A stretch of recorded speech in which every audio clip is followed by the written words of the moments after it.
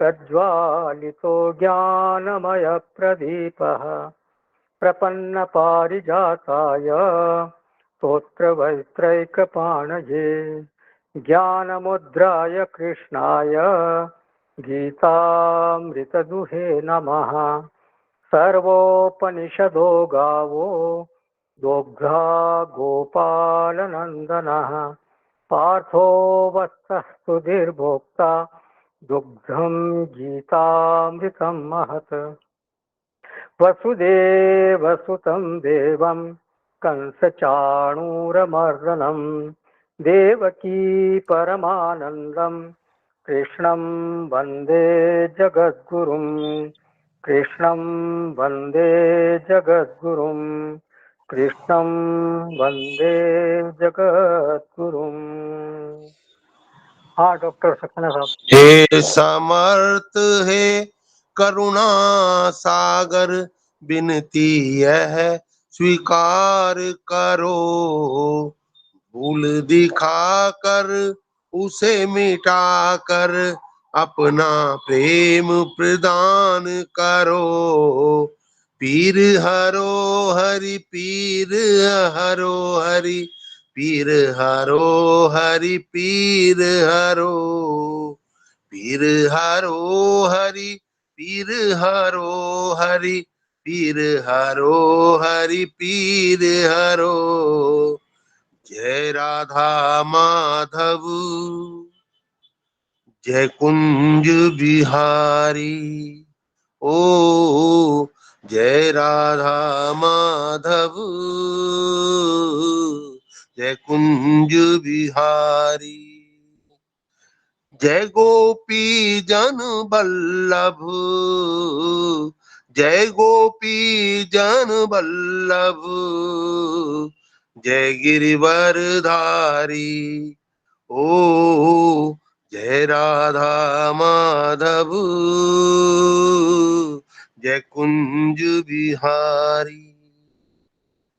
Yashodanandan bridge जन Ranjan Yashodanandan bridge जन Ranjan Yashodanandan bridge जन रंजन यशोदानंदन ब्रिज जन रंजन यमुना तीर बनचारी। जय राधा माधव जय कुंज बिहारी। हरे कृष्णा कृष्णा कृष्णा हरे हरे, ओ हरे रामा राम राम हरे हरे। हरे कृष्णा कृष्णा कृष्णा हरे हरे, ओ हरे राम राम राम हरे हरे। हरे कृष्णा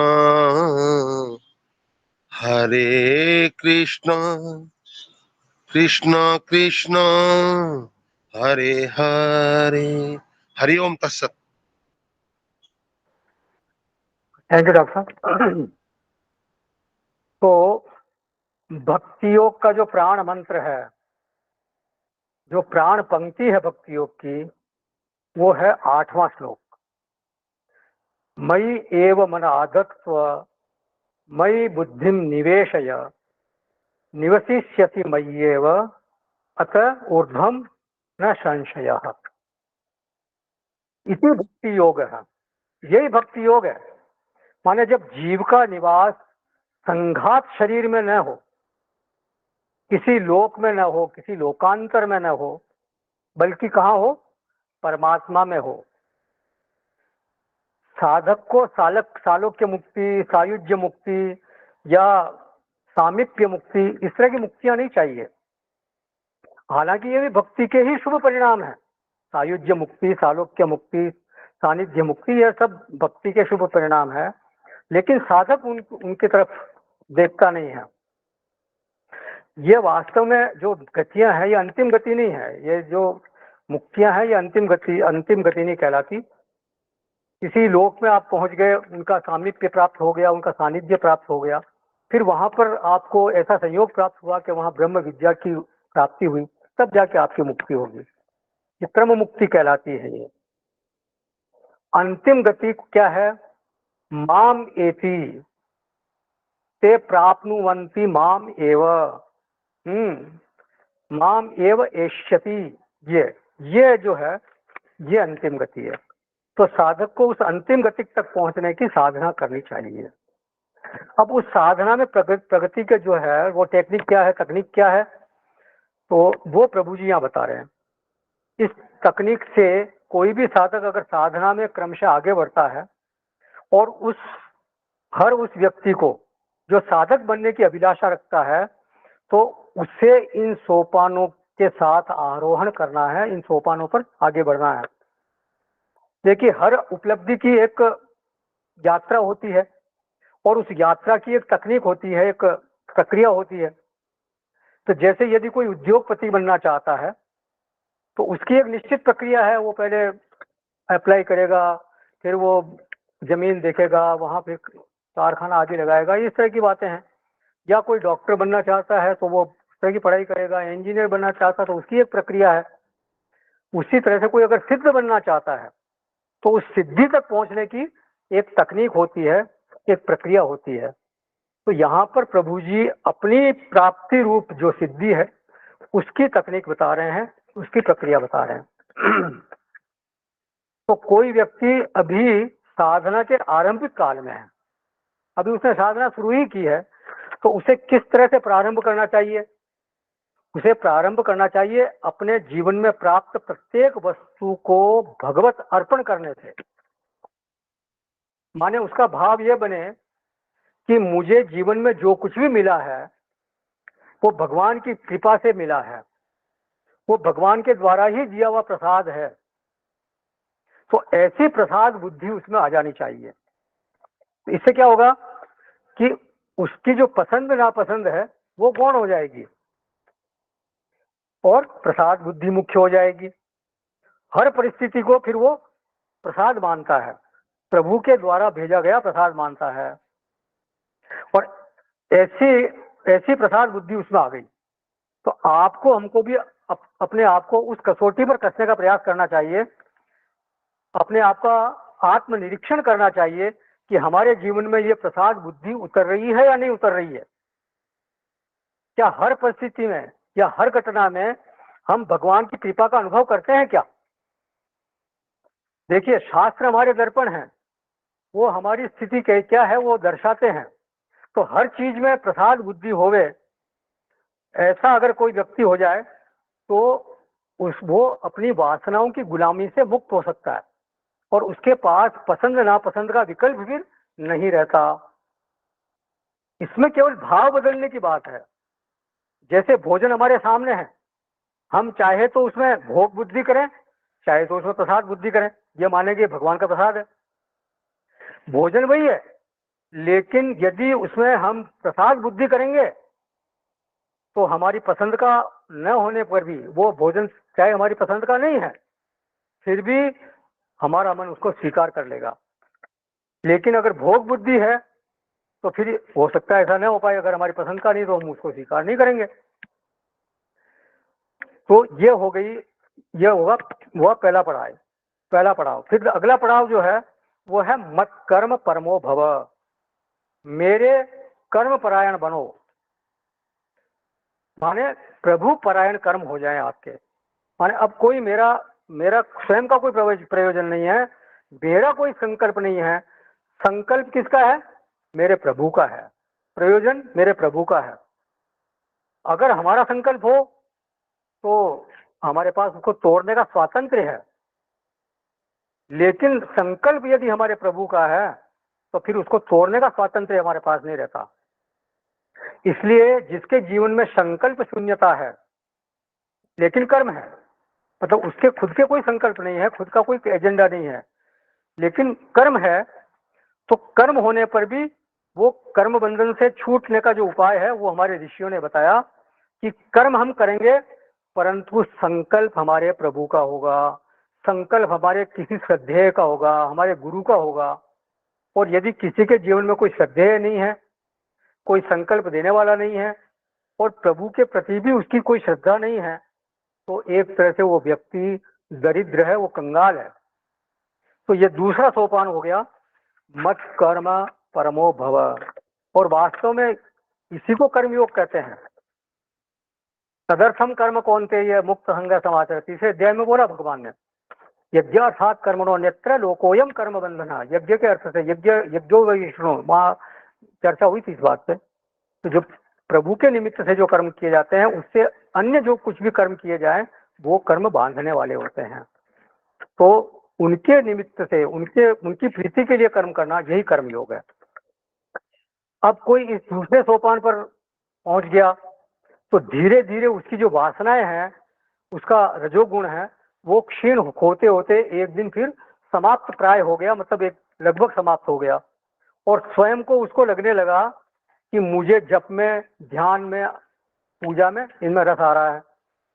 रजोगुण समाप्त होने से उसका कर्म बाहुल्य समाप्त हो गया और उसका अभ्यास फिर पुष्ट होने लगा। और एक दिन ऐसा हुआ कि जब भगवत चिंतन के बिना वो रह नहीं सकता, ऐसा हो जाएगा। देखिए, पूर्व के सोपान को पूरा किए बिना वो आगे के सोपान पर नहीं पहुंच सकता। इसलिए व्यक्ति को जीवन में सबसे पहले कर्म को स्वीकार करना ही चाहिए। बिना कर्म किए, बिना कर्म योग के कोई कर्म से छूट नहीं सकता। कहा भगवान ने तीसरे अध्याय में, न कर्मणा मनारंभात नैष्कर्म्यम पुरुषोष्णुते। कर्म का आरंभ किए बिना कोई नैष्कर्म्य की प्राप्ति नहीं कर सकता। तो कई बार व्यक्ति योगारूढ़ हो जाने के नाम पर प्रमादी हो जाता है कि मैं तो योगारूढ़ हो गया, इसे कुछ नहीं करूंगा, लेकिन वो वास्तव में आलसी जीवन जीता है। वहां प्रवृत्ति नहीं होने का जो हेतु है वो सत्वगुण नहीं है, बल्कि तमोगुण है। तो अगर ये तमोगुण किसी में आ गया तो एक तरह से तो विघ्न कारक है, हानिकारक है। ये साधक की अवनति का संकेत है, ये पतन का संकेत है। तो अर्जुन में जैसे भिक्षचर्या की वृत्ति का उदय हो गया, वो श्रेयो हम भिक्ष मपीह लोके, मैं भिक्षा मांग के अपना गुजारा कर लूंगा, ऐसा भगवान को बोला उन्होंने। युद्ध के बजाय तो मैं, अच्छा है कि मैं इनको मारने के बजाय भिक्षा मांग लूंगा। लेकिन भगवान जानते थे कि अभी इसमें रजोगुण बहुत है, इसलिए अर्जुन को वो कर्म का ही आदेश देते हैं जगह जगह पर। युद्धस्व तस्माद युद्धस्व भारत, तस्माद उत्तिष्ठ युद्धस्व कुरु, ऐसे युद्धम युद्धम कुरु, ऐसे बोलते हैं बार बार। तो एक व्यक्ति को अपनी वस्तु स्थिति को देख करके ही अपनी साधना के स्वरूप का निश्चय करना चाहिए। मैं किस धरातल पर खड़ा हूँ, मेरे लिए क्या साधना उचित है, ये वो स्वयं को आत्मनिरीक्षण करके देखना चाहिए। और उसके लिए शास्त्र ही प्रमाण है, शास्त्र के अनुसार निर्देश लेना चाहिए उसको। फिर कोई तीसरे सोपान पर पहुंच गया, उसका अभ्यास होने लगा। क्योंकि भगवान में मन और बुद्धि नहीं लग पाने का जो कारण है वो है अभ्यास में कमी, और उनको प्राप्त करने की इच्छा का प्रगाढ़, जितनी वो प्रगाढ़ होनी चाहिए उनकी प्राप्त करने की इच्छा, उतनी इच्छा का नहीं होना, यही भगवान के में मन बुद्धि लगाने में बाधा बनते हैं। तो माम आप तुम इच्छा, भगवान ने यह बोला वहां पे, ये बहुत मुख्य बात है, बहुत महत्वपूर्ण बात है। माम आप तुम इच्छा, कठोपनिषद में कहते हैं यमाचार्य, नायमात्मा प्रवचने न लभ्य न मेधया न बहुना श्रुतेना, यमे वैश्य वृणते तेन तेन लभ्य तच्छेष आत्मा विवृणते तनु स्वाम। ये जो आत्मा है ये प्रवचन आदि करने से प्राप्त नहीं किया जा सकता। न मेधा से, माने कोई बहुत मेधावी और वो सोचे कि मैं उसको प्राप्त कर लूंगा, तो संभव नहीं है। न बहुत ज्यादा श्रवण करने से वो प्राप्त होता है। तो कौन इस प्राप्त आत्मा को प्राप्त कर सकता है? बोलते हैं यमे वैश्य वृणुते, जो इसका वर्णन करते हैं, जो इसको प्राथमिकता में रखते हैं, प्रायोरिटी में रखते हैं, उनको यह सुलभ होती है। तशेष आत्मा विवृणुते तनुम स्वाम, उनके सामने यह आत्मा अपने आप को प्रकट कर देती है। तो जिसका वर्ण हो गया कि मैं तो अब निवास करूंगा वहीं पर, मैं अपने प्रभु में ही निवास करूंगा, तो फिर भगवान को प्राप्त करना कोई बहुत मुश्किल काम नहीं है। अनन्य चेता सततम यो माम स्मृति नित्यतः सत्याम सुलभ पार्थ नित्य युक्त योगिना, कहा भगवान ने 8वें अध्याय में। तो भगवान को प्राप्त करना बहुत मुश्किल काम तो नहीं है, बस ये है कि उन्हीं के लिए लगन लगी रहे, उन्हीं का वर्ण हो जाए, बस मुख्य रूप से वो ही मेरे प्राथमिकता में रहें, वो ही मेरे आराध्य बन जाए। तो अगर वर्ण में दुर्बलता है, वर्ण में शिथिलता है, वर्ण में बिखराव है, जैसा हम लोगों में रहता ही है, तो फिर समझ लीजिए कि यात्रा भी लंबी है। हम चल रहे हैं रास्ते पे, लेकिन वर्ण अभी पक्का नहीं हुआ है, तो फिर यात्रा को ज्यादा लंबी करनी पड़ेगी। तो सबसे पहले साधना जो है वो वर्ण है, उसके बाद फिर प्रवचनेन मेधया श्रवणेन, ये सब आगे बाद की बात है। सबसे पहले वर्ण होना चाहिए। वर्ण पूर्वक प्रवचन, वर्ण पूर्वक श्रवण हो तो फिर लभ्यते। तो 9वें श्लोक में इसी बात पर अंगुली रखी भगवान ने, माम आप तुम इच्छा, अर्जुन तुम्हारा वर्ण ठीक है या नहीं, इसको चेक करो पहले। तो मेरा वर्ण, भगवान कह रहे कि मेरा वर्ण कर लिया और फिर क्या होगा कि अभ्यास सध जाएगा, तो फिर मुझ में मन और बुद्धि भी लगने लग जाएंगे, तुम्हारे लिए उसको लगाना, मेरे में लगाना सहज हो जाएगा, आसान हो जाएगा। तो 4 सोपान यहाँ ने बताए भगवान ने, मुझ में मन का आधान करो, मुझ में बुद्धि का निवेश करो, ये पहला सोपान। यदि चित्त का मुझ में समाधान नहीं कर सकते तो अभ्यास योग से मुझको प्राप्त करने की इच्छा करो। अभ्यास में भी अगर समर्थ नहीं हो तो मदर्थम कर्म कुरु, मेरे लिए कर्म करो, मुझको अर्पित करते हुए कर्म करो। और अगर वो भी नहीं हो सकता तो फिर सर्व कर्म फल त्यागम कुरु। कैसे? प्रसाद बुद्धिया फल बुद्धे निषेधम करो। प्रसाद बुद्धि से फल बुद्धि का निषेध करो। तो सारे सारे साधन बता दिए भगवान ने कि भाई आप ये नहीं कर सकते तो ये करो, ये नहीं कर सकते तो करो, मतलब सारे रास्ते खुले हुए हैं आपके लिए। अब भगवान सर्व कर्म फल त्याग की स्तुति कर रहे हैं। तो ये 12वां श्लोक है 8वें अध्याय का, सॉरी 12वें अध्याय का 12वां श्लोक, 12th चैप्टर 12th श्लोक। श्रेयो हि ज्ञानम अभ्यासात् ज्ञानाध्यानम विशिष्यते ध्यानात् कर्म फल त्यागः त्यागात् शान्तिरनन्तरम्। मर्म को न जानकर किए हुए अभ्यास से ज्ञान श्रेष्ठ है, ज्ञान से मुझ परमेश्वर के स्वरूप का ध्यान श्रेष्ठ है, और ध्यान से भी सब कर्मों के फल का त्याग श्रेष्ठ है, क्योंकि त्याग से तत्काल ही शांति प्राप्त होती है। तो अभ्यास की अपेक्षा ज्ञान श्रेष्ठ है, फिर ज्ञान की अपेक्षा ध्यान श्रेष्ठ है, और फिर ध्यान से भी कर्म फल त्याग श्रेष्ठ है। तो प्रभु जी आपने तो कर्म फल त्याग को सबसे निचले सोपान पर रखा था, सबसे नीचे का तो बताया था आपने, परंतु अब उसको सबसे श्रेष्ठ बता रहे हो, सबसे ऊंचा बता रहे हो। तो ये क्या कैसे कैसे हो सकता है, क्या मामला है, इसका क्या अर्थ है? बोले सबसे निचला सोपान भले ही है, परंतु ये सर्वश्रेष्ठ है। पहली पंक्ति में क्या कहा, क्या भगवान ने? अभ्यास की अपेक्षा ज्ञान श्रेष्ठ है। तो ज्ञान सहित जो ज्ञान रहित जो ध्यान है उसी को यहाँ अभ्यास बोल रहे हैं भगवान। मतलब ज्ञान नहीं है, किसका मैं ध्येय कर रहा हूँ इसकी, इस बारे में कोई जानता नहीं है और फिर भी ध्यान कर रहा है। तो ज्ञान रहित जो ध्यान है उसको बोल रहे हैं अभ्यास। ध्येय वस्तु क्या है उसका ज्ञान नहीं है, उसके बारे में सुना भी नहीं है, जाना नहीं है, और उसके बारे में मनन भी नहीं किया है। तो कहा गया कि हृदय में ध्यान करो, हृदय में ध्यान करता है, या आज्ञा चक्र पर ध्यान करो यहाँ, तो आज्ञा चक्र पर ध्यान करता है, या कहा गया कि पूरे शरीर में मन को संचालित करो, जैसे विपश्यना में बौद्ध लोग करते हैं ना, कि पहले उसका अपने मन को सिर पर ले जाओ, फिर आंखों में लाओ और धीरे धीरे वहाँ संवेदनाएं महसूस करो, फिर हाथों में लाओ, पेट में घुमाओ, फिर इधर पीठ में ले जाओ, पैरों में ले जाओ, वापस ऊपर लाओ, ऐसे।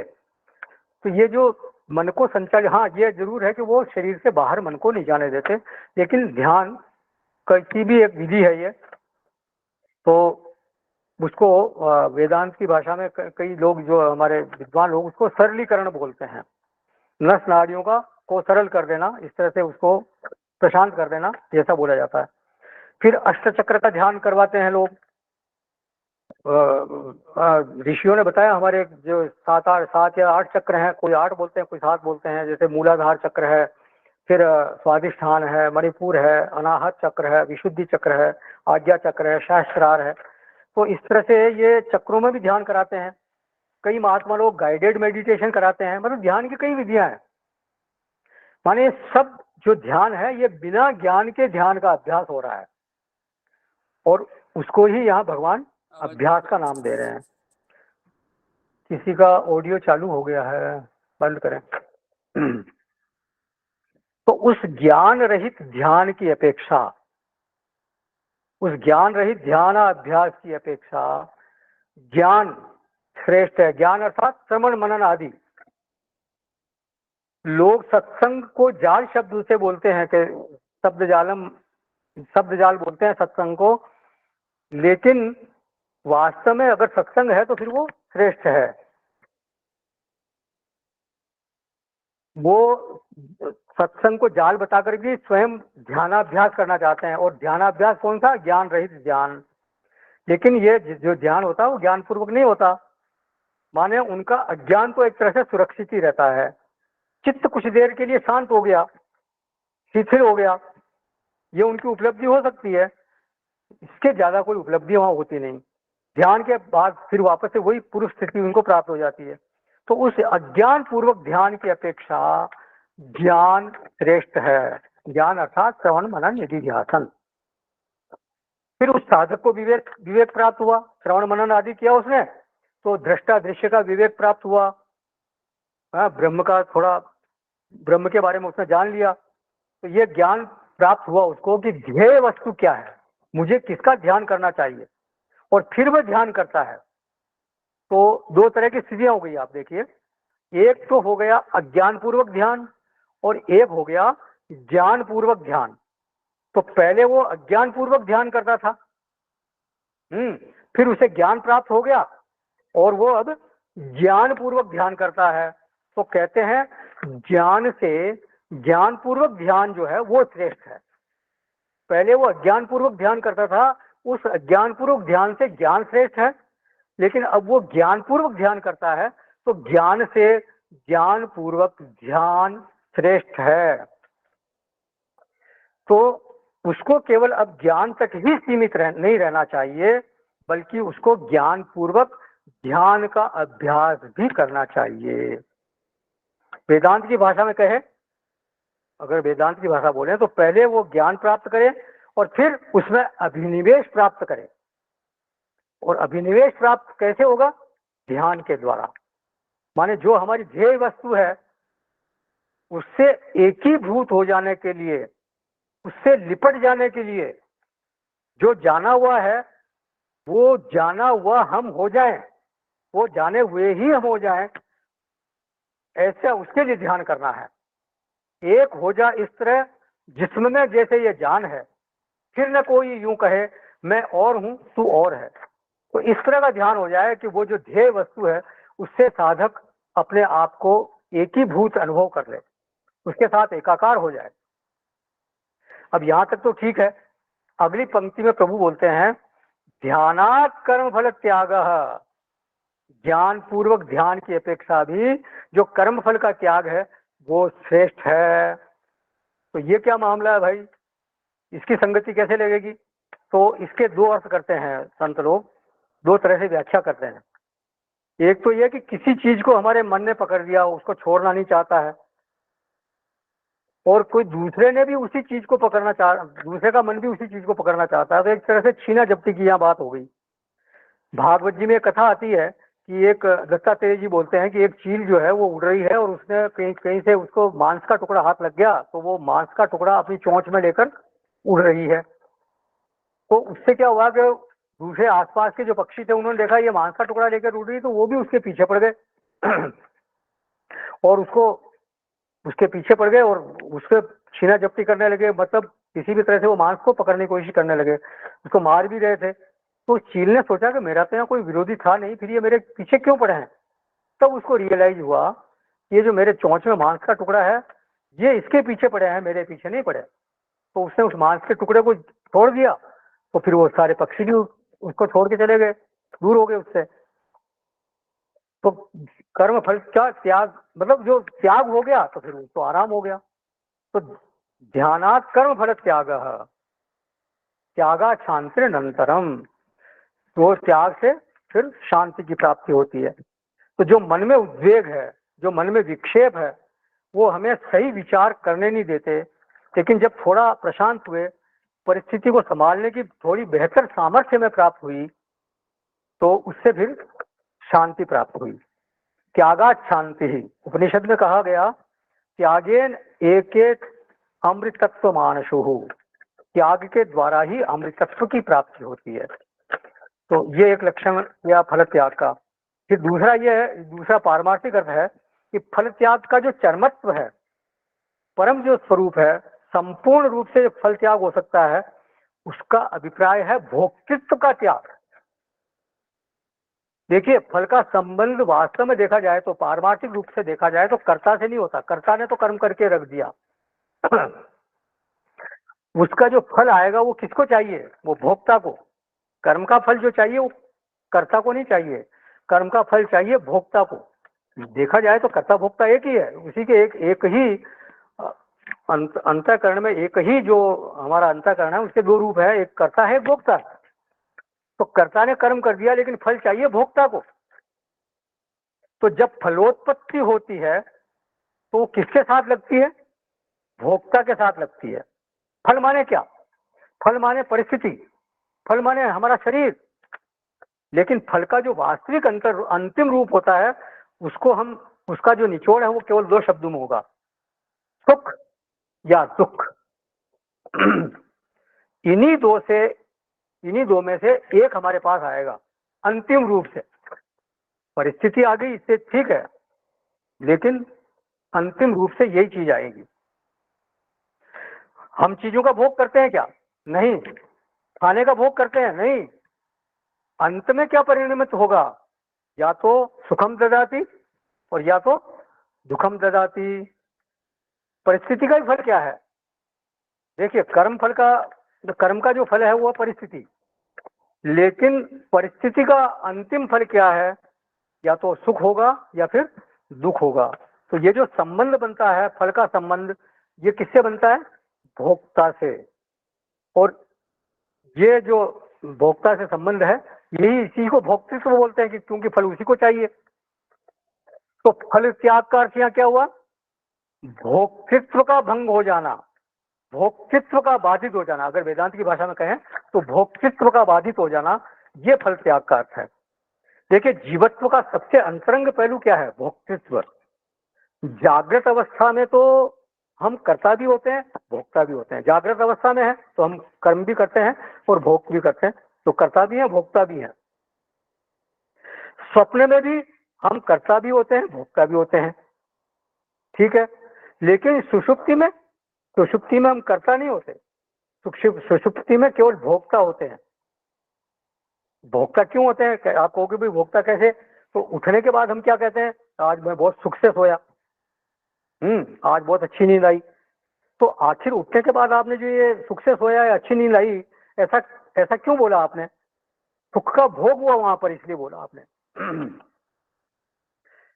एक बार कांची स्वामी सुबोधानंद जी ने सुनाया था कि कांची कामकोटि के जो जगत गुरु शंकराचार्य जी थे, जयेंद्र सरस्वती जी, अब तो ब्रह्मलीन हो गए। तो एक बार वो इलाहाबाद में पधारे, जब हमारे स्वामी सुबोधानंद जी वहाँ ब्रह्मचारी थे। तो ब्रह्मचारी जी होने के नाते, और वो बहुत बड़े शंकराचार्य जी के पद पे थे, तो वहाँ उनसे मिलने जाया करते थे, और आपस में उनके चर्चा होती थी वेदांत से संबंधित या शास्त्रों से संबंधित।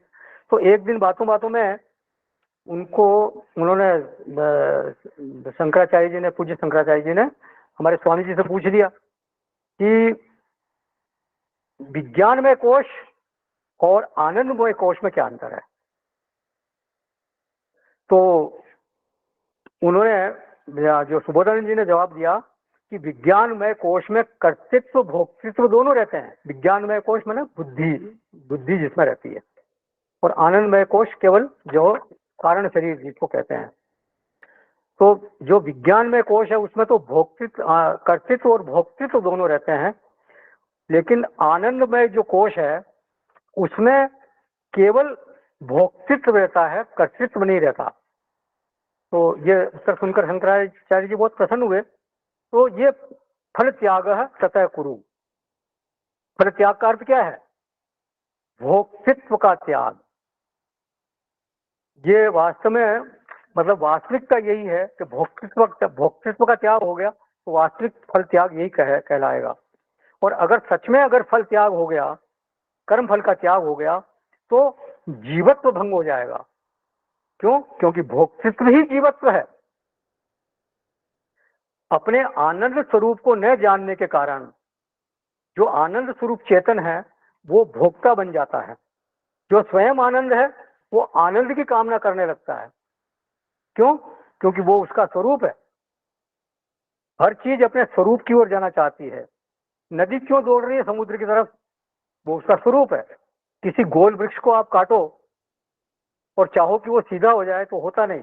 उसकी जब टहनियां और वापस वो शाखाएं वापस आएंगी तो वो फिर गोल ही उसको बनाएगी। तो ये नेचर है, ये उसके स्वभाव है। तो हम क्यों आनंद के पीछे भाग रहे हैं? हमारा स्वभाव है। अगर स्वभाव नहीं होता तो ये असंभव था, हो नहीं सकता था इस तरह से। तो गड़बड़ क्या हुई कि जो स्वयं आनंद स्वरूप है वो आज आनंद के पीछे भाग रहा है, वो आनंद चाहता है, और इसी को बोलते हैं भोक्ता भाव। तो भोक्तृत्व का जो मूल केंद्र है, भोक्तृत्व जो है वो ही जीवत्व का मूल केंद्र है। अगर वो भंग हो जाए, माने भोक्तृत्व भंग हो जाए, तो जीवत्व भंग हो जाएगा। और वो अगर वो भंगड़ी ऐसे वैसे भंग होगा नहीं, वो भोक्तृत्व ऐसे वैसे भंग होगा नहीं, जब तक वो अपने आनंद स्वरूप में प्रतिष्ठित नहीं हो जाएगा तब तक वो कभी भंग नहीं हो सकता। अंतिम रूप से जब वो अपने स्वरूप में प्रतिष्ठित होगा तभी भोक्तृत्व भंग होगा, तभी जीवत्व भंग होगा। श्रुति ने कहा यदा सर्वे प्रमुच्यन्ते कामा यस्य हृदि स्थिताः अथ मर्त्यो मृतो भवति अत्र ब्रह्म समुष्णते। साधक के हृदय में स्थित समस्त कामनाएं जब छूट जाती हैं तब उसे अमृतत्व की प्राप्ति हो जाती है। देखिए, समस्त स्रोत स्मार्ट कर्मों के फलों का जो भी नाम है, जितने भी फल हैं, स्रोत स्मार्ट कर्म मतलब जो भी यज्ञ आदि कर्म है, उपासना आदि कर्म है, इन सबके जो फल है वो सब फलों का नाम है कामना। और उनके त्याग से ही जो ज्ञाननिष्ठ विद्वान है उसको परम शांति की प्राप्ति होती है। त्यागा शांतिरनंतरम। अज्ञानी के कर्म फल त्याग में भी सर्व कामनाओं का ही त्याग होता है। और ज्ञानी का जो कर्म फल त्याग है, और अज्ञानी के कर्म फल त्याग में भी सब कामनाओं को त्याग होता है। और ज्ञानी का कर्म फल त्याग स्वतः ही होता है, उसको किसी कुछ चीज चाहिए ही नहीं।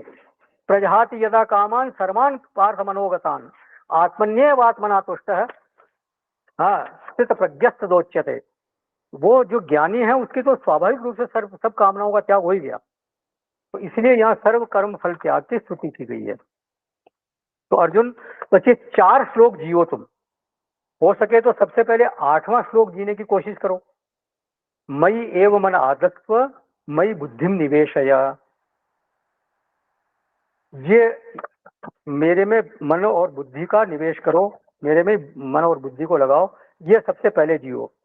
अगर ये नहीं बनता है तो फिर 9वां श्लोक जियो।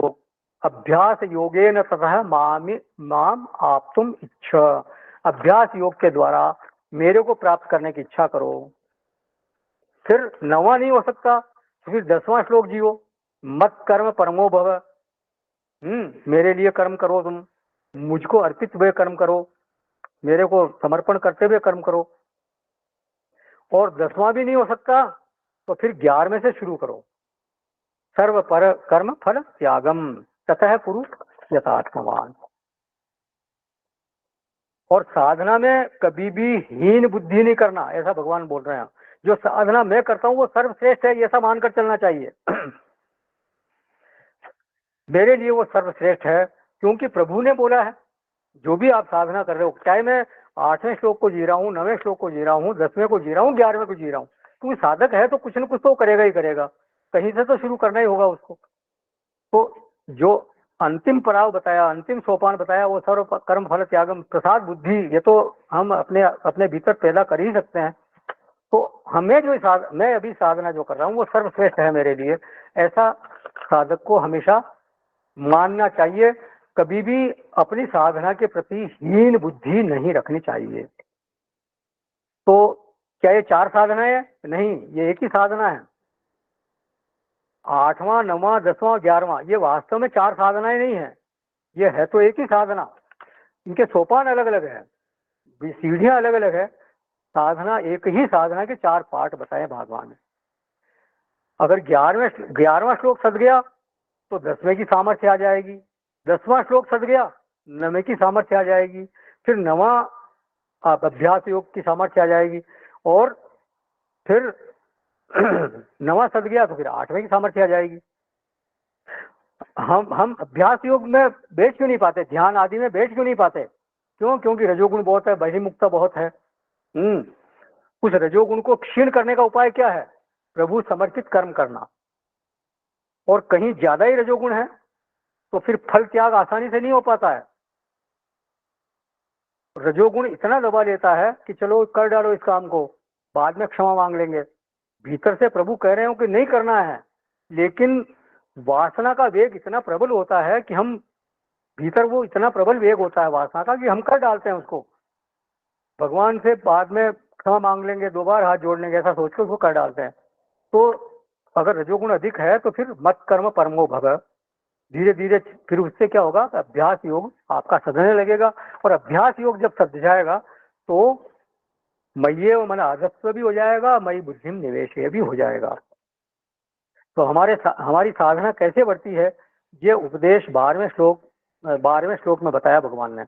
पहले 11वें से शुरू करें, 11वें का अभ्यास करें, 10वां होने लगेगा, 10वें का अभ्यास करें, 9वां होने लग जाएगा, और 9वां जब होने लग जाएगा तो फिर 8वां होने लग जाएगा। बैठने की सामर्थ्य आपको प्राप्त हो गई तो फिर धीरे धीरे 8वां भी सज जाएगा। तो मय्ये व मन आदत्व मई बुद्धिम निवेश है, यह अंतिम साधना है। तो साधना एक ही है, इसके 4 सोपान अलग अलग बताए भगवान ने। और अगर 8वां श्लोक है जीवन में, तो इसका मतलब है कि अभी या कभी वो 11वें श्लोक से उसने शुरू किया है। साधक ने 11वां श्लोक भी जिया है, 10वां श्लोक भी जिया है, 9वां श्लोक भी जिया है। इस जन्म में जिया है चाहे पहले के जन्मों में जिया है, क्योंकि हर एक का अपना अपना अलग अलग धरातल होता है। आप देखते हैं समाज में जितने भी साधक हैं वे, उनका सबका एक धरातल नहीं होता। तो अगर किसी को 8वां सिद्ध हो रहा है, इसका मतलब वो उसने पहले के 3 सोपान वो पार कर चुका है। और अगर 8वां सिद्ध नहीं हो पा रहा है तो पहले 11वां, 10वां, 9वां उनको सिद्ध करना पड़ेगा, तभी वो फिर 8वें तक पहुंचेगा। बोले भगवान, इन 4 साधनाओं से गुजरने वाला व्यक्ति होता कैसा है, किस तरह का हो जाता है? तो बोले अर्जुन, वो इतना खूबसूरत हो जाता है कि मैं उससे प्रेम किए बिना नहीं रह सकता। बोले प्रभु, ये कौन सा पार्लर जिसमें आदमी इतना खूबसूरत हो जाता है? बोले ये साधना का पार्लर है भाई। तो ये 13वां और 14वां श्लोक जो है, उस ज्ञानी महापुरुष, 13वां से लेके जो 20 श्लोक तक है, उस ज्ञानी महापुरुष के लक्षणों का भगवान यहाँ वर्णन करते हैं। तो पहले 13वां और 14वां श्लोक एक साथ हम देखते हैं। 12वें श्लोक से संबंधित किसी का कोई प्रश्न है या कुछ इसमें ऐड करना है तो वो करें, नहीं तो 13वें 14वें श्लोक में चलेंगे हम। चलिए, 12वें अध्याय का 13वां 14वां श्लोक, 13th 14th of 12th chapter। अद्वेष्टा सर्वभूतानां मैत्रः करुण एव च निर्ममो निरहंकारः समदुःखसुखक्षमी संतुष्टः सततं योगी यतात्मा दृढनिश्चयः मय्यर्पितमनो बुद्धिः यो मद्भक्तः स मे प्रियः। जो पुरुष सब भूतों में द्वेष भाव से रहित, स्वार्थ रहित, सबका प्रेमी और हेतु रहित दयालु है तथा ममता से रहित, अहंकार से रहित, सुख दुखों की प्राप्ति में सम और क्षमावान है, अर्थात अपराध करने वाले को भी अभय देने वाला है, तथा जो योगी निरंतर संतुष्ट है, मन इंद्रियों सहित शरीर को वश में किए हुए है और मुझ में दृढ़ निश्चय वाला है, वह मुझ में अर्पण किए हुए मन बुद्धि वाला मेरा भक्त मुझको प्रिय है। ये यहाँ से बहुत ही इम्पोर्टेंट प्रकरण शुरू हो रहा है, बहुत ही महत्वपूर्ण है, बहुत ही विलक्षण ये प्रकरण है। जैसे द्वितीय अध्याय में स्थित प्रज्ञ का प्रकरण था, उसी तरह से ये प्रकरण है, ऐसा माने आप। तो बोलते हैं भगवान समय प्रिय, बोले अर्जुन ऐसा कोई सुगढ़ सलोना हो जाए, उसका चेहरा नहीं, उसका अंतःकरण, ऐसा सुगढ़ सलोना हो जाए वो उसका अंतःकरण, वो मुझे प्रिय लगता है। मैं उसको बहुत प्रेम करता हूँ, मैं लुप्त हो जाता हूँ उस पर, मैं मुग्ध हो जाता हूँ उस पर। और वो कौन है? वो यही है 8वें श्लोक वाला जिसने 8वें श्लोक को जिया है। क्या बोलते हैं यहाँ भगवान? मय्यर्पित मनोबुद्धि ही यो मद भक्त है। आप देखें 8वें श्लोक की द्वितीय पंक्ति क्या थी? बिल्कुल समानार्थक है ये पंक्ति। वहां कहा था मयि एव मन आदत्व मयि बुद्धिम निवेशय। यहाँ क्या कह रहे हैं? मयि अर्पित मनोबुद्धि ही समय प्रिय है, वो मुझको बहुत प्रिय होता है। बोले प्रभु मैं भी कोशिश तो करता हूँ लेकिन वो अर्पित नहीं हो पाते। बोले अर्पित होने में जो विघ्न है वो मैं तुम्हारे को बताता हूँ। क्यों अर्पित नहीं हो पाते? उसमें विघ्न आते हैं। अगर तुम उन विघ्नों पर ध्यान दो, अगर उन विघ्नों को तुम आइडेंटिफाई कर सको, अगर उन विघ्नों को तुम हटा सको, तो फिर तुम मेरे प्रिय बनने में बहुत तुम्हारे को देर नहीं लगेगी। तो वो विघ्न क्या है वो बताते हैं। तो बोलते हैं अर्जुन एक साधक है जिसमें द्वेष की वृत्ति आ जाया करती है।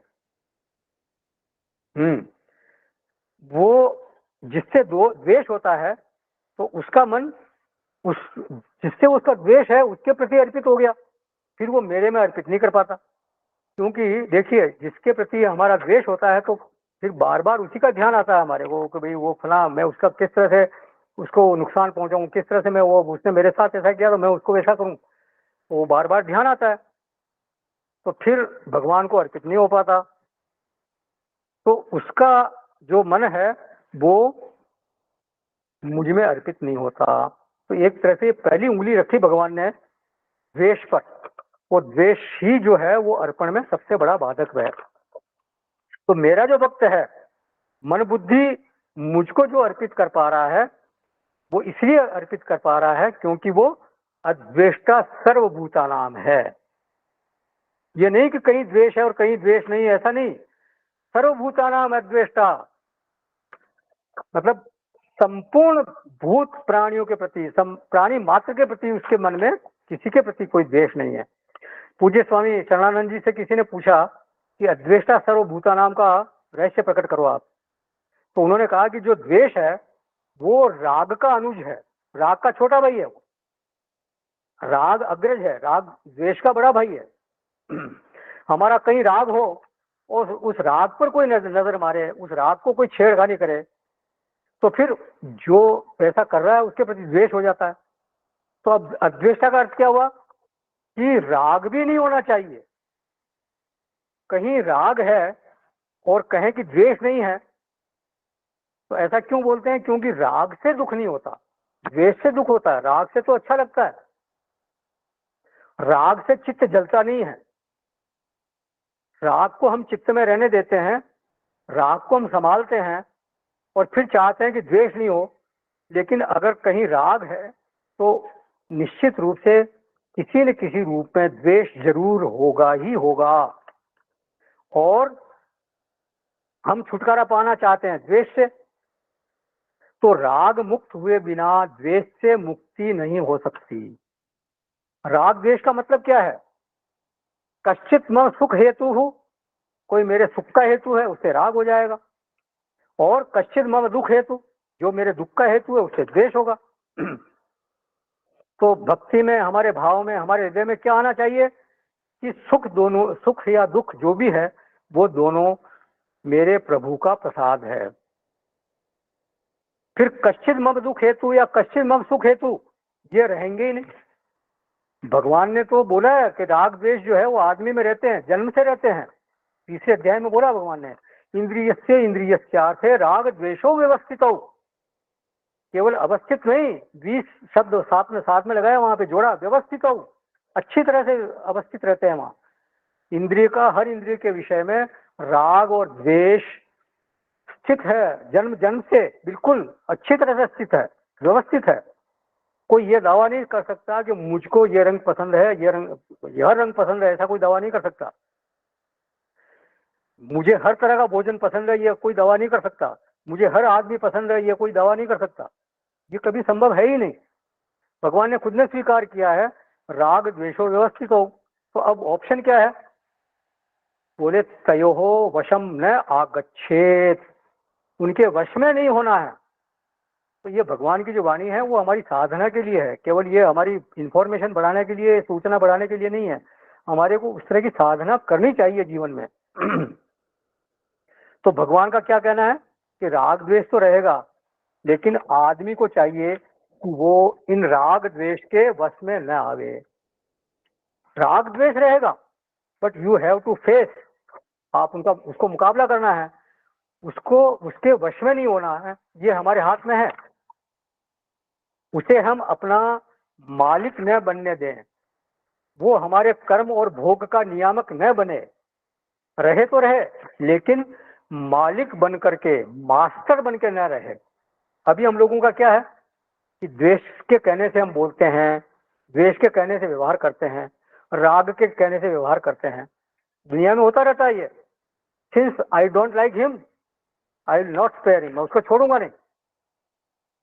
कौन नियामक बना उसका? द्वेष। और कोई डिजर्व नहीं करता, फिर भी उसको बड़ाई किए जा रहे हैं, उसको चढ़ाए जा रहे हैं। अरे तुम तो बहुत अच्छे हो, तुम्हें कितना अच्छा बोलते हो, तुम कितना अच्छा गाते हो। तो वहां कौन शासन कर रहा है? राग। तो ये जो पोजीशन ले रखी है ना राग द्वेष ने हमारे भीतर, as a boss, as a swami, तो उस पोजीशन पर उसको बैठने नहीं देना है एक साधक को। ये भगवान चाहते हैं। तयोहो वशम न आगच्छे। बोले प्रभु ये रहे, बिल्कुल रहे ही नहीं तो सबसे अच्छा हो। भाई ऐसा वादा हम नहीं कर सकते। रहेंगे, वो तो रहेंगे ही रहेंगे, क्योंकि ये तो जन्म जन्मांतर से अनादि है। ये कोई महात्मा हो, बड़े से बड़ा महात्मा होगा, उसको भी कुछ लोग बहुत प्रिय होंगे, कुछ लोग प्रिय नहीं होंगे। महात्मा तो बिल्कुल पवित्र आत्मा है, फिर भी वहां ऐसा होता है। फिर राम जी को कौन सबसे ज्यादा प्रिय है? हनुमान जी बहुत प्रिय है।